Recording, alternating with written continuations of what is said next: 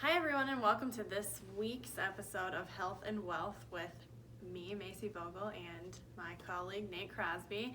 Today we are making a coffee protein smoothie, which probably would be best if you drank it in the morning because I don't know about you, but if I drink coffee afternoon, I'm up all night. I don't have any problem with it. Of course you don't. Okay, so let's just jump right into it. Macy, today we're going to take a little bit of a turn. In the past couple of episodes, we have talked about debt, and we talked about tax-free income through the Roth IRA last time. And today, Macy, we are going to move on to asset protection. And what I would like you to share with them is our super slick method for transferring $1 million of liability onto the insurance company at no added cost.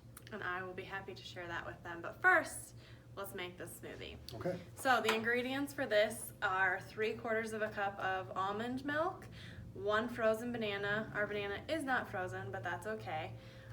1 scoop of chocolate or vanilla protein powder. We're using whey protein, but You can use a plant-based protein. Basically, some people do have problems with digesting whey protein. okay, So in that instance, you can use a quality plant-based protein. yes. And then we already made a cup of coffee. You want to let it cool down, obviously, before you put it in your smoothie. And it calls for 2 cups of ice as well, and those are already in the blender. So Starting let's with do the whey this. protein. And this was almond milk. Almond milk, yep. You could probably insert, You could probably do soy or whatever probably regular too, whatever you prefer. Doesn't have to be almond. and the last is our, how much coffee do we add in there? It's in a cup. Okay. The recipes that we provide are like a 1-person recipe. We just split them while we're making them, but it's normally a 1-person recipe, so. Okay. And once again, we'll try to cut the tape here so you don't have to listen to the blender the whole time.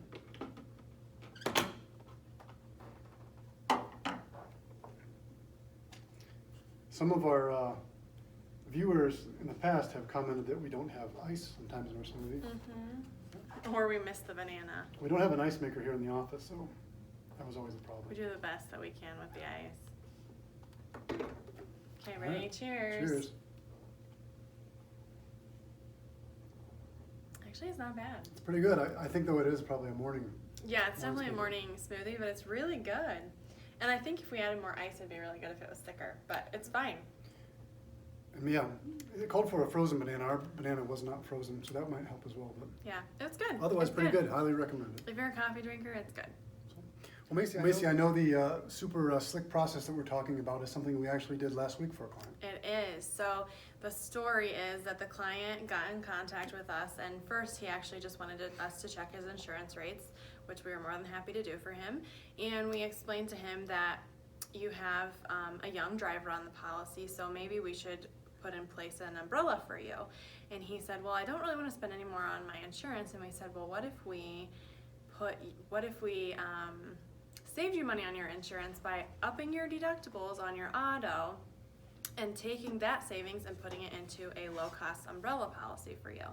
Umbrellas are very low-cost policies because they're the last policy to be tapped into in the event of a claim happening. So true. Just to kind of back up a little bit for those who don't know what an umbrella policy Oh, is. yeah. An umbrella policy is an additional layer of liability that sits on top of your auto and your home. It umbrellas over them. Yeah, it makes sense. And there's a great picture of you and Julie on our Facebook page. And we also did a 5-Minute Friday about umbrellas if you are interested in our podcast. Which is, our podcast is? Dynamic Wealth. Dynamic Wealth, yeah. So what I look for in an insurance protection, I know you can't turn on the TV without seeing an advertisement for insurance, mostly talking about their rates. But I look at it from an asset protection point of view, in that your insurance is your frontline defender. You know, if anything were to happen as far as a lawsuit or anything like that. Yeah. So what I want to do as we're building wealth is I want to put the insurance company on the hook for as much money as possible for as little cost as possible. Yeah, absolutely. And the little cost because we want to be able to funnel as much money back into the wealth accumulation plan as possible. But one of the ways we do it, as Macy said, is by maybe taking a little bit of an increased deductible.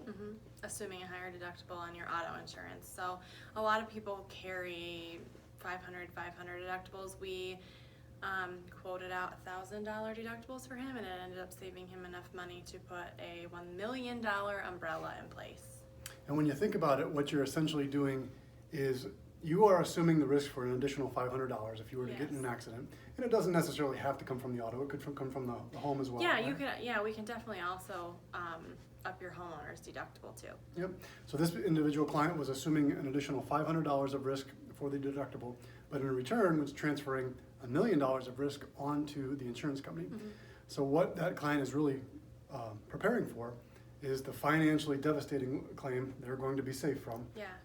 And the little minor, maintenance fender bender type thing, Right. they're going to assume a little bit more cost on, but that's not something that really threatens them. Right, and if financially. we never want that to happen, but in the event that some catastrophic claim does happen, what's $500 versus, your garnished wages or losing your home or anything like that. So, Yep, I agree. Macy, well done. yeah, nice work. Yep, cheers. Cheers.